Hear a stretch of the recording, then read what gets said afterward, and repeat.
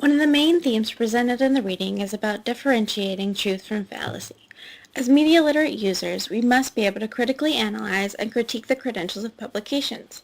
This ability will allow users to discover the truth for themselves. What Dan Gilmore teaches us is to take nothing at face value.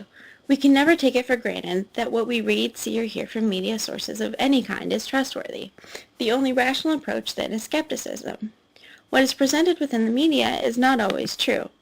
So what does it mean to trust, particularly in terms of media? If trust in the therapist matters in the success of the therapeutic process, trust in the nurse has implications for the well-being of the patient, then trust in media should also matter for people's interaction with and exposure to news media. If we cannot trust, then how can we know that everything is true, and how can we be sure that we are provided with enough information?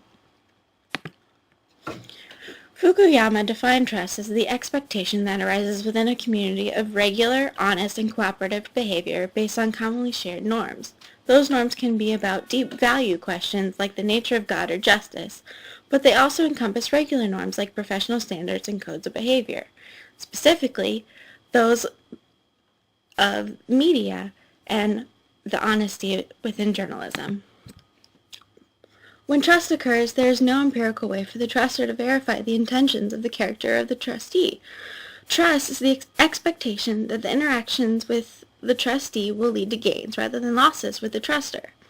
We should be able to expect that journalists provide us with information that is accurate, that we are gaining real factual knowledge, rather than being lied to or at least presented with incorrect data. So if we cannot trust, then what? The answer is media skepticism, and this is the perception that journalists do not always live by their professional standards. Journalists are not fair and objective in their reports, that they do not always tell the whole story, and that they would sacrifice accuracy and precision for personal gains.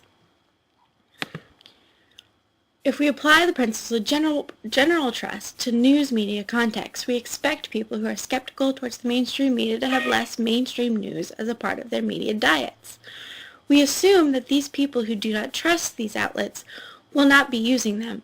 Yet they do. There are skeptics who watch.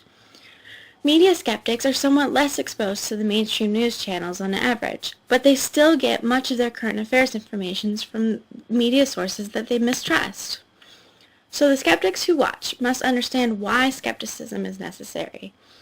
The biggest reason is media sensationalism. Media sensationalism is exactly why we cannot always trust everything that is presented to us. Sensationalism is a type of editorial bias in mass media in which events and topics and news stories and pieces are overhyped to increase viewership. This means that they deliberately